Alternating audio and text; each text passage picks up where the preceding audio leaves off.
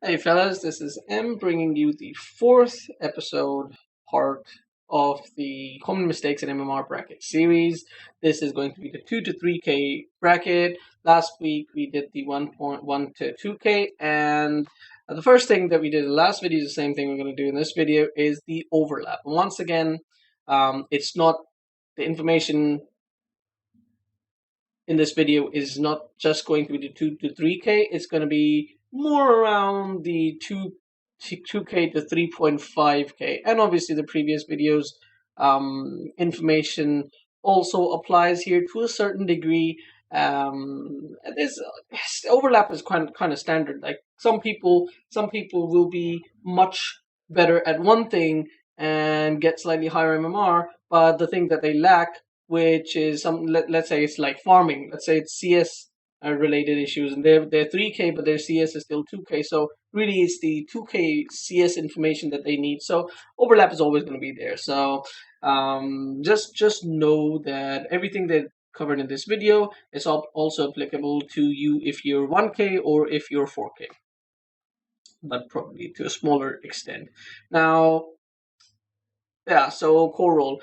Before we jump on to the core role, what I do want to talk about is really what kind of people there are in this bracket, in the 2 to 3K bracket. We did this in the 0 to 1K bracket, where we said the 0 to 1K people are the people who've just started out playing Dota. They don't have much time, experience of Dota, and really all they have to do to get out of that bracket is just play. Let's just play Dota. With enough time, they definitely will get out of Dota. But obviously, following certain steps, they can boost themselves out of that bracket. But you definitely will eventually get out of the 0 to 1K bracket.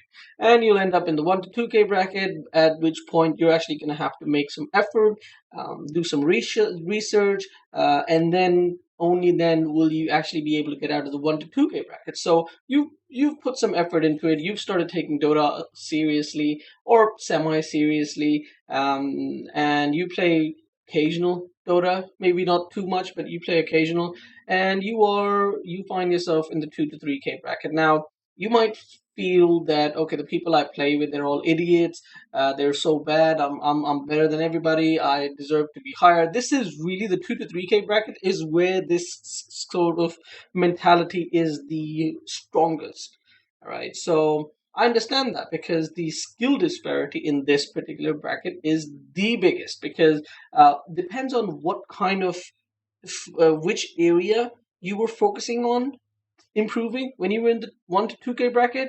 There are like 20 different areas that you can focus on, like CSing, team fighting, map awareness, blah blah blah. So many things. I don't want to name all of them. So it depends on what you were improving at. You could improve like just a few of them, and you will get out of the 1 to 2K bracket, and you'll find yourself in the 2 to 3K bracket. Now, the issue is that every single person has focused on different things, and when you look at a teammate, you're like you'll be assessing them based on what you yourself have improved on, and you'll and they might not have improved on the same thing, and you might think this guy's an idiot.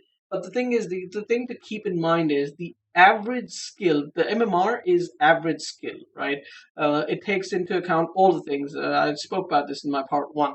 So you have to keep in mind that everybody in your bracket is the same MMR. And also, another thing that you have to keep in mind, if you're if you're in the 2 to 3K bracket, especially if you're higher than 2.5K, then you're a lot better than the average Dota 2 player, because the average MMR of the Dota community is 2.2K, 2.2 to 2.3K, right? The 12 odd million people that play Dota, the average is 2.2K, right? That is really, really low, right?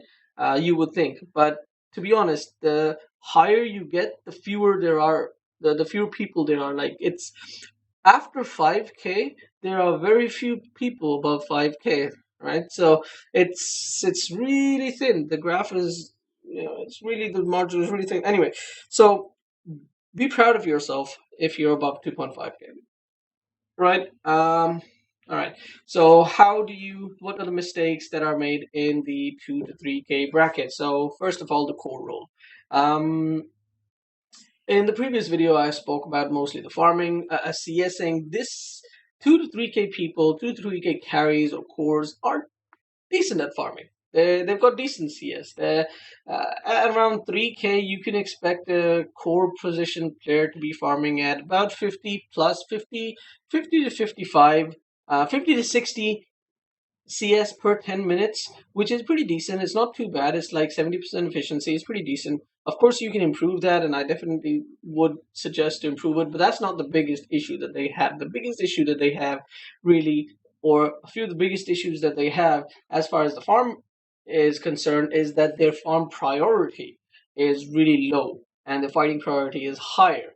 Um, to be honest, it's the farm versus fight issue starts off from around 2.5k and it goes off to up to 4.5k. The issue is that in the sub 3.7, 3.8k, the issue is that players usually put higher priority on fighting as opposed to farming, and above 3.8k players put high priority on farming rather than fighting. So what I mean is below 4k people are fighting a lot, cores are fighting too much, too much is the word, and above 4k cores are farming too much. This is most of the time is the case. So what you need to do is you need to make sure your priority is on farming. Like if a team fight is happening across the map, you have to look at your own items and you have to assess.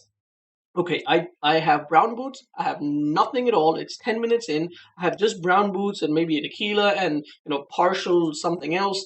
I know that I can't really fight, right? So don't join the fight. It doesn't matter if your teammates are screaming at you. Just don't join the fight.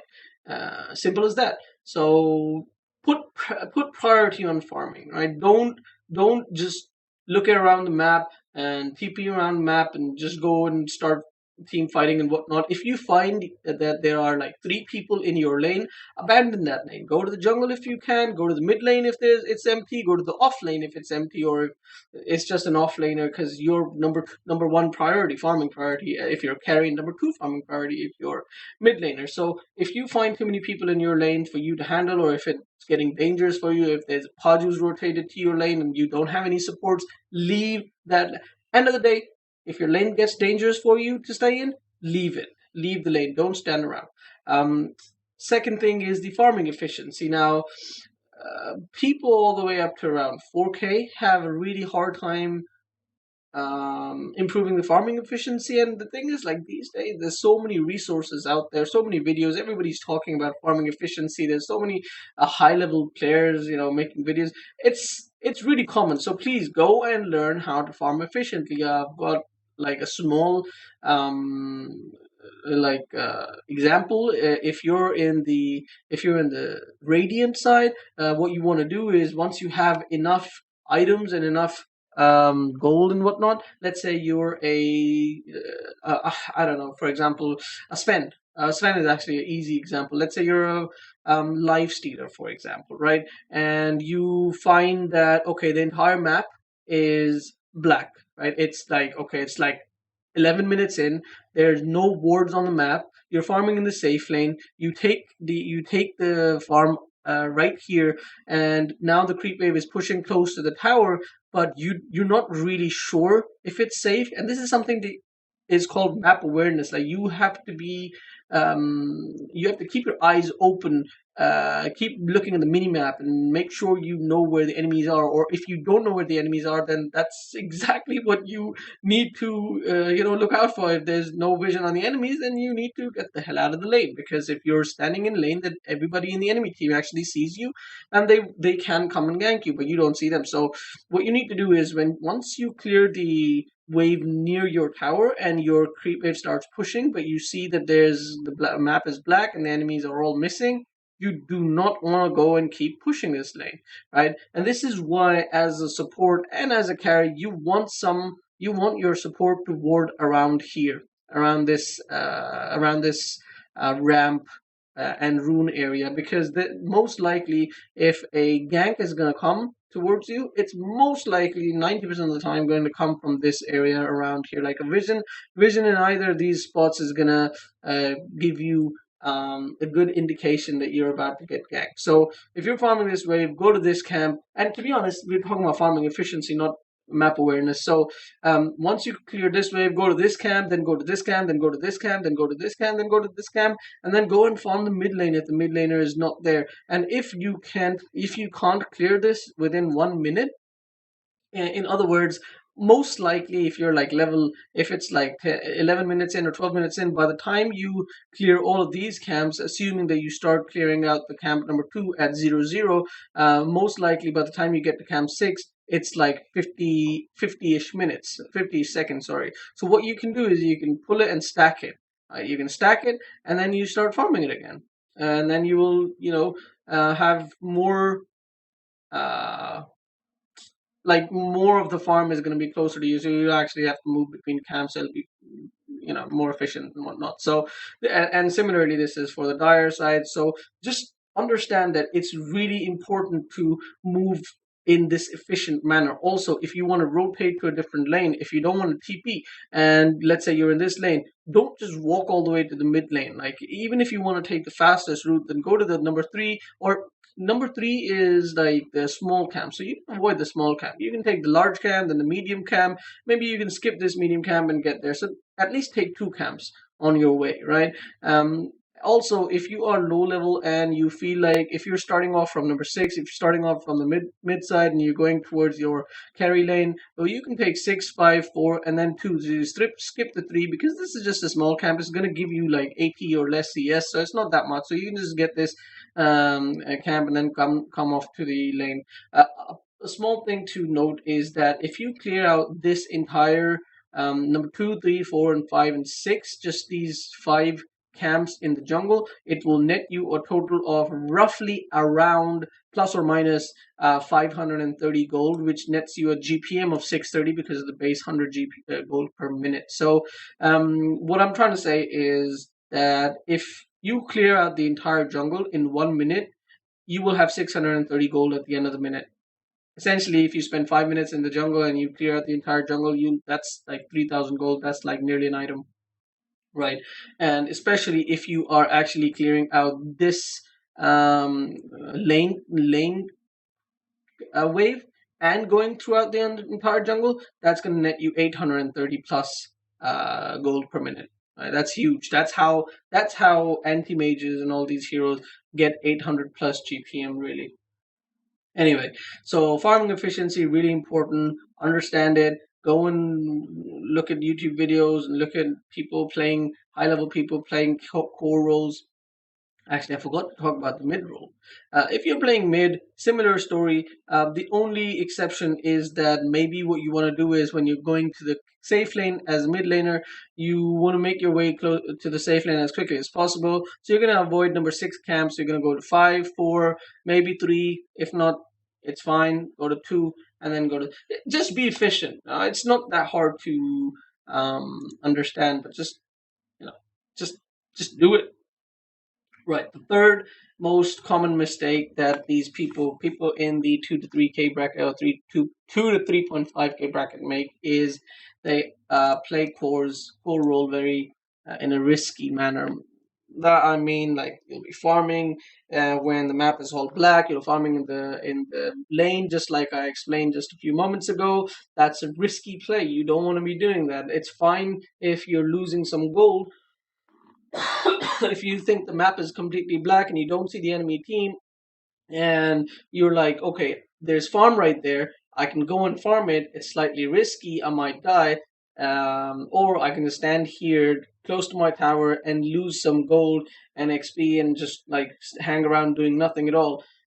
It's better to hang around and do nothing at all than risk dying if you're a core, right? Especially if you're a core who doesn't have a set escape mechanism. Like, if you're not an anti-mage, don't bloody go and farm in the lane, especially if the enemy team has got heroes like Axe or some blink catch like LC or something like that. Then you definitely want to play very, very cautiously and very, very safe. Like, this is one of the biggest issues that I see in my coaching for core players, that they're way, way, way too risky as core players. And I think it's a bit of map awareness. I think what I meant by risky carry play is more map awareness. Actually, I mean both of them because they dive towers. You don't want to be diving towers. If you're a core, don't bloody dive towers. Simple as that. If you're a carry or a mid player, don't dive towers unless you have the items to dive towers, or if you're an Abaddon or something like that, or if you've got a dazzle. Even if you've got a dazzle on your team, like I have this even in my games. Like you've got a Huskar or something like that, and he's like 6 minutes, 6 seconds away from me, and he starts jumping into a team fight. And by the time I get to him, he's already dead, and then he starts pinging me because I wasn't there.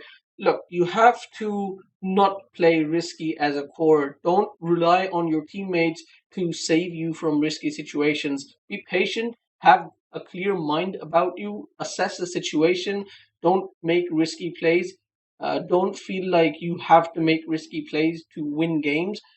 If you're a core, you're going for mid to late game anyways. Don't take risky plays, especially in the early game and even in the mid game, to be honest. So, which brings us very nicely ties up to the number 4 point, which is impatience. Now, this is another thing that I find is very, very common in my coaching sessions. You're playing core, your number one, number two, number three top net worth, definitely number one top net worth of your team. You're playing something like an anti mage or a Sven. You farmed up huge items. It's 30 minutes into the game, 35 minutes into the game. You see a team fight happening. What do? You jump in. You're the first one to jump in. You see an opportunity, you jump in. The issue with that is if you jump in first, all five of the enemy heroes are going to see you. That's all they're going to see. They're only going to see you. They're not going to see anything else happening in the team fight, around the team fight. They're not going to see the rest of your four teammates. They're going to see you. And all five of them, they're gonna throw everything they've got at you. That's not what you want to be doing. You're not a tank.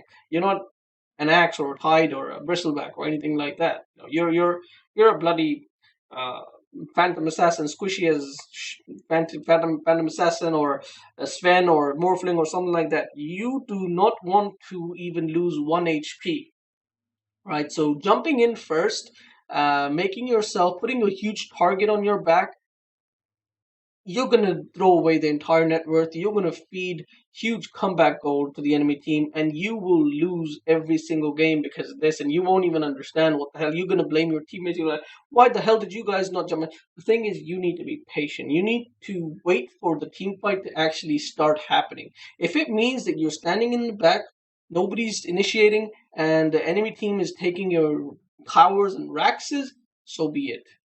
Fine. If you lose the game, fine. It's bad to get into the habit of jumping in first for that one game or that one team fight. Wait for your bloody team. If you're a core, wait for your team. Don't jump in first. Don't throw away your entire net worth. Your job as a core is to wait for the initiator or wait for any one of your teammates to start fighting, because once that happens, then the enemy team is going to be focused on one of your allies, and you will be free to DPS somebody as much as you want until obviously until they kill that one person who initiated, right? And then they recess and look at you and they're like, oh good god, look at that Slark, he's killing us, so let's go and jump on the Clark. But by that time you probably killed one person and they've wasted most of their important spells on that initiator or tank or whoever was the one to jump in first. But that's at least not going to be you, so you're still going to be alive. And even if at the end of the team fight you kill 3 people, they've killed 4 of your people, you're still alive. Good job. That's fine. It's not too bad. Right? So get into the habit of that's how you play a core role. Everybody thinks they know how to play carry. Everybody thinks they know how to play mid. Everybody wants to play carry and mid, but they don't know the first thing about playing core. So this is literally the first thing about playing core. I mean, is it? I mean, farming, CSing is really the first thing. So this is this is the first thing after 30 minutes, really, as far as team fighting is concerned. Now, that brings us to number 5. Pretty straightforward. Wrong focus in team fights. What do I mean by that? By that, I mean, fine, you're patient. You waited for somebody to initiate. You waited for the team fight, all the enemy teams to engage your teammates. And then what you did is you jumped on the X.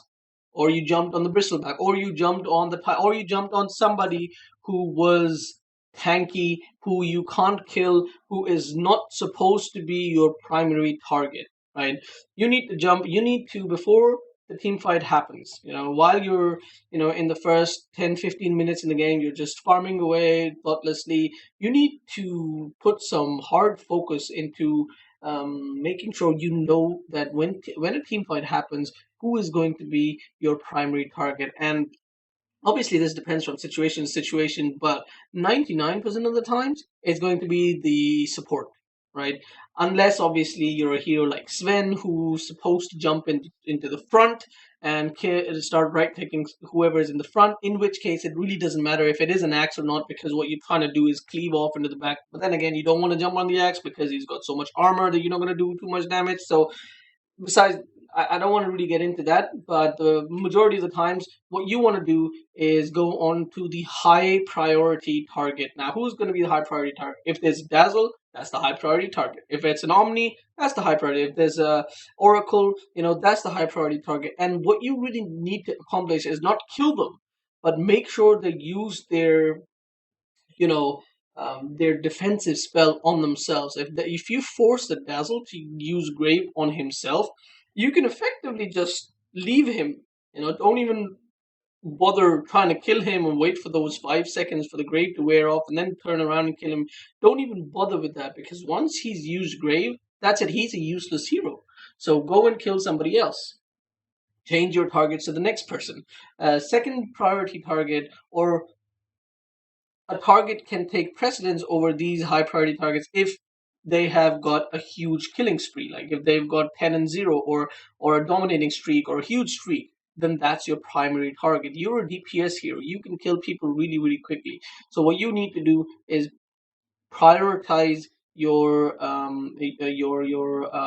prioritize who you're going to go on. Now, sometimes what's going to happen is that, let's say there's a storm and that's your biggest priority. Like, let's say you're a void, and you're not really that's not really a core role, but it serves the example. Let's say you're a void and the enemy team has a storm, and the storm has got like 10 kills, or even if he doesn't, he's a high priority target. So what you want to do is, you don't want to show in the team. You're gonna wait until Storm shows, and then you're gonna jump in and throw the chrono on Storm.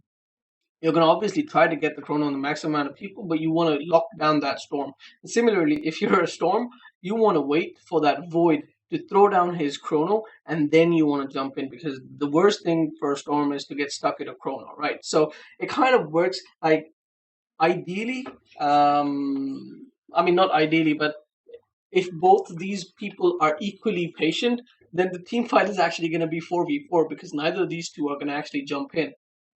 Obviously, that's not going to really happen. One of the people is going to, see a great opportunity and jump in, and the other one is going to take advantage of the impatience. But my point at the end is, make sure you know who to focus in a team fight, and be patient to focus that person. If you don't see that person, don't jump in. And you can actually see this example in most of my coaching sessions. All right, that's the core role.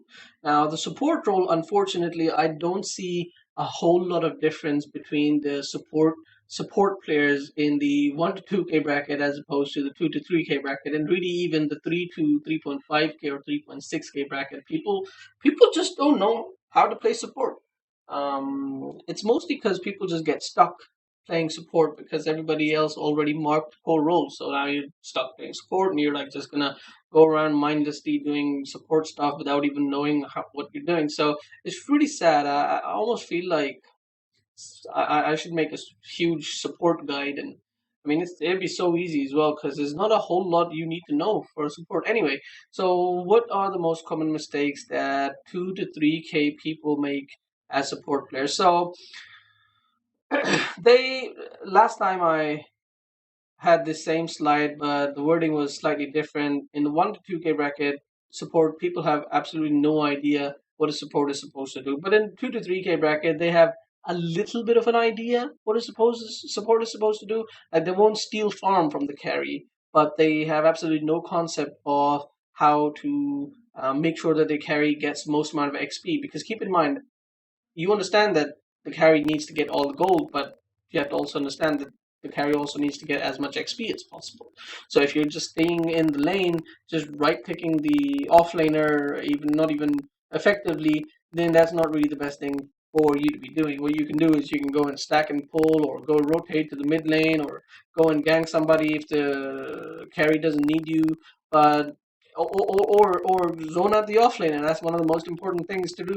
That's something that I do see supports trying to zone out the offlaner, but what they do wrong is they just go through the creep wave, start right clicking the offlaner, and then the entire creep wave aggroes to them, and they do like 50 damage per, like not even 50, 40 damage per right click to the offlaner, and then they take 80 damage per right click from all the four creeps that start hitting you, and it's the worst kind of trading efficiency. And just please don't do that.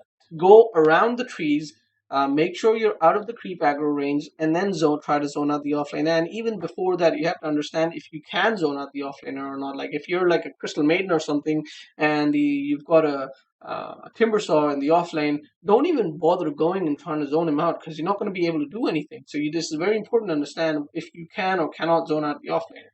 And if you can, then definitely go and zone them out effectively. And if you can't, then go and stack and pull, or gank mid, or all of those things.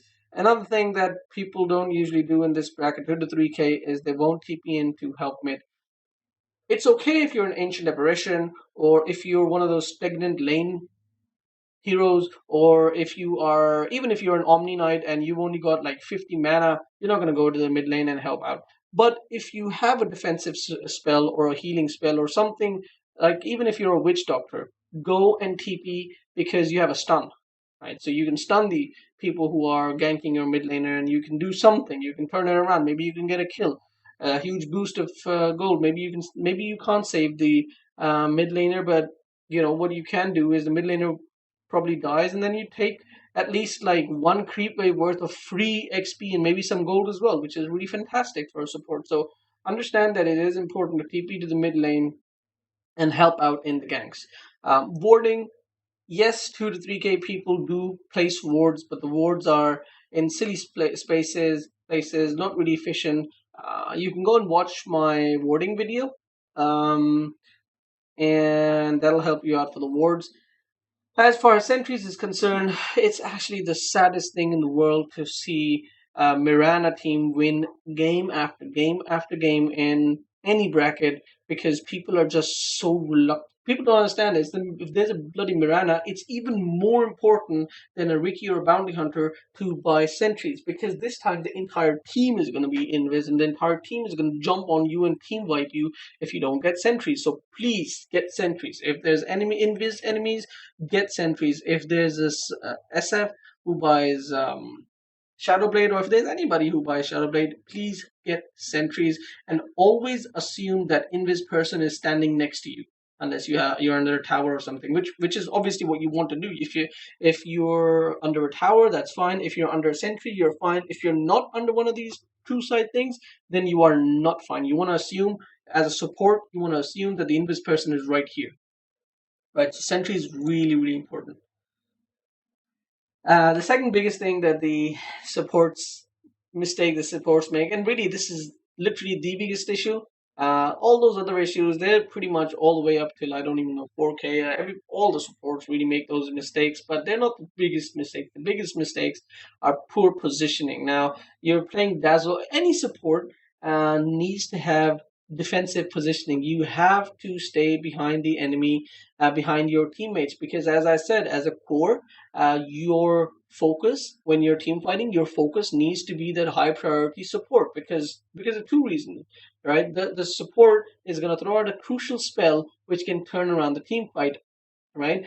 Like a Dazzle with the Grave, or Oracle with the Heal, or I don't know, Rubik with the Black Hole Steal and wrecking everybody, or something like that. So and also because as a core you have high amounts of damage, whereas a support, enemy support, is not going to have high defensive capabilities or high HP or anything like that, and so you can kill them really, really quickly. So it's really efficient. So what you can do to avoid that is just to stay behind your cores or stay hidden until you really need to come out. Don't let the enemy team kill you. Like, it's a silly thing to say, but you can actually avoid letting the enemy team kill you by just good positioning. Um, One of the things that is actually quite funny to see, but one of the things that make people have poor positioning is because they'll actually come forward to right click for some reason. Like, your team is taking tower and you see a dazzle right clicking a tower. What the hell, man? You do like your damage is like almost 80 damage. You're doing, I don't know, 20 damage per hit to the tower. Why are you doing that? Just stay behind your team, wait for something to happen, and then use your spells. Do not go in to right click people. Even if you see a core, even if you see an enemy team running, escaping at like 150, 200 HP, don't go forward and right click him if you've got your cores alive. Like, it's so crucial to have good positioning and stay behind your cores and not right click, because you don't right click. The one exception to this rule is maybe Vengeful Spirit. If you get decent amount of gold and you build those treads and you've got that Blightstone or something like that, and you've got decent amount of damage, that's a different story, because then you're actually doing DPS. But if that's not the case, then please just stay back, have good positioning, and farm and stay safe. Now that brings us to the last slide, right? Last slide. Yeah, last slide. Thank you. So another, this is not related to core or support. It's not related to the role. This is just in general, and this is something for really for 2K to 4K or 2K to 4.5K really. Um, People don't understand what their hero is supposed to do or what their role even is supposed to do. Like, a support doesn't understand that his job is to ensure that his carry gets through the first 15 minutes of the game. What the support is going to start doing is, oh, I need my boots. I can't get you the bloody ward. No, dude, you don't need the bloody boots. You need the ward. You need to get the ward because your carry needs to be able to farm or walk around safely in his jungle. You don't need boots right now. You will need boots after your carry has got decent items. Because if your carry doesn't get decent items, you can get 2,000 boots. You're not going to do anything at all in the late game. That is so crucial to understand. What is your role as a mid laner? What is your role? And as a mid laner, the role really is more around what hero you are playing. And similar thing as a carry, like every single carry's job is not to do the most amount of DPS. There's different kinds of carries. There's different kinds of offlaners, and this 1, 2, 3, 4, 5, 6, 7, 8, 9, 10, 11, 12, 13. These 13 roles are what I could think of. There, I'm pretty sure there's like two or maybe one or two that I'm missing out. But this really is what most of the heroes, most of the roles there are in Dota. It's not just carry, support, mid, and this and that. There are many different kinds of roles. And granted, some heroes do a combination of these roles, but it's really, some of these roles are crucial. They are absolutely crucial in every single draft. If you don't have a CC is crowd control. Like Lion has that stun, Axe has crowd control with his call.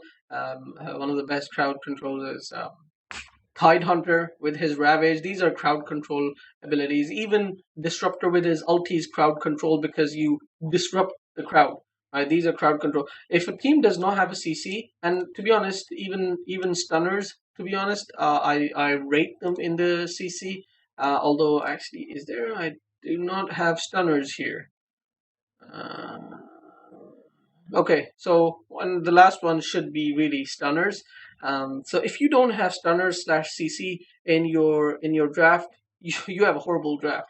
Similarly, if you don't have initiators in your draft, horrible draft. Draft is lacks a huge amount. If you don't have, why does it say ranged DPS and okay, because you're either melee DPS who is gonna be man fighting like a Sven, or your range DPS like a sniper or something who's just standing in the back, not going to take any damage, not going to move and just hit people from a range, like a sniper, like a Drow Ranger, like Medusa or things like that. If you don't have either a man fight or DPS, basically a carry, your draft is horrible. If you don't have nukers then your draft suffers a lot because you don't have the capability of eliminating one person from a teammate. If you don't have defensive supports, but you have too many man fighting heroes, then you're going to have a really horrible draft. You're going to have a really hard time because you don't really have anyone to save those man fighting heroes. If you don't have playmakers, then you really depend on the initiators to have a really awesome initiation to be able to win the game, which makes the um, what's the word that I'm looking for? Execution really hard to achieve.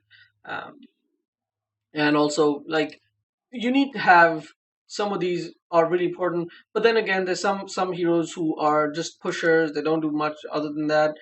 Space grid, like, there's a combination.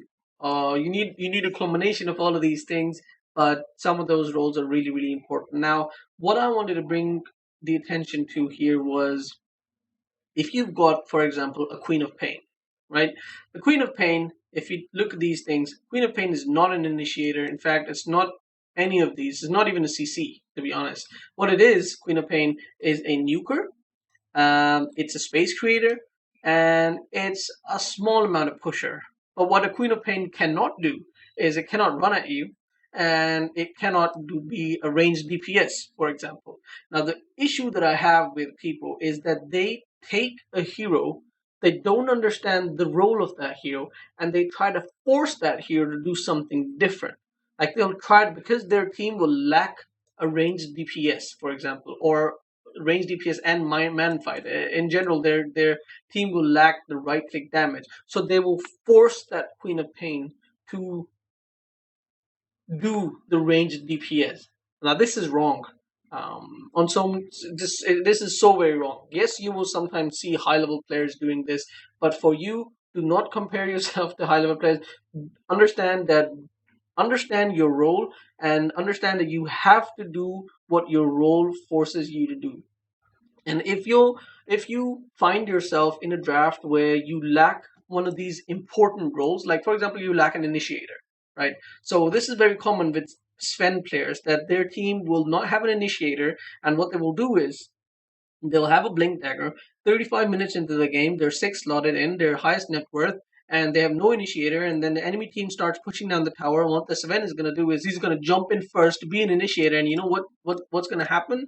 He is going to throw away his entire highest net worth. And this is what I mean by understanding what your role is and doing what your role is supposed to do. What the hell is going on? Woo! What the hell is going on? Here we go. Yeah. So another example of this is Phantom Assassin, for example. Phantom Assassin is not a man fight hero. It is not a range DPS. Phantom Assassin is, oh, I missed assassins here. So we can actually put Phantom Assassin in nukers. So let's see. She's not an initiator, tank, man fight, range, DPS, playmaker. Phantom Assassin can be a playmaker to a certain degree.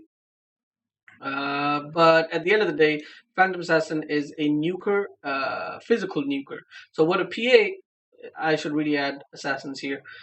So what a PA is supposed to do is PA is supposed to wait patiently, look for a solo target, jump on that solo target, making sure that the enemy team isn't focusing you, kill that solo target, and move out of the team fight, disengage. Really important for PA to disengage. The issue that people, the issue is that people start man fighting with her, and that is not PA's job. That is not the role of PA. PA is not a man fighter or a DPS.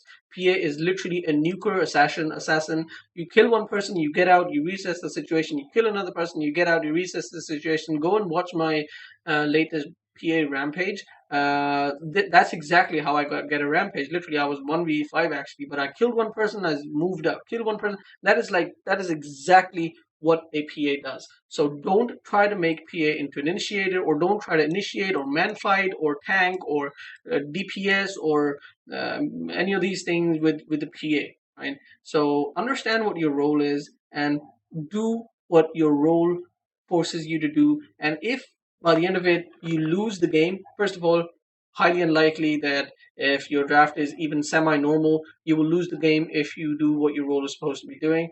But if you lose the game, but you were doing what your role forces you to do, then pick a better role next time for that situation. You'll start to understand how to pick better heroes. You'll start to understand how to draft better. Don't be sad that you made the wrong items. That if only I could have made like mechanism on Sven, we could have actually won the game. Maybe you could have won that game if you'd made a mech on Sven. But was that Sven's job to be a walking ambulance? Absolutely not. So please don't do that. There are some heroes on whom literally any item is good, like Nature's Prophet. You can almost make any item on Nature's Prophet is good. You can change his playstyle. So these are extremely versatile heroes. The versatile heroes can fit into different drafts. For example, an Omni Knight. An Omni Knight can be tanky. An Omni Knight can be a man fighter. An Omni Knight can be a healer. Can be a defensive support. Can be a nuker, I guess.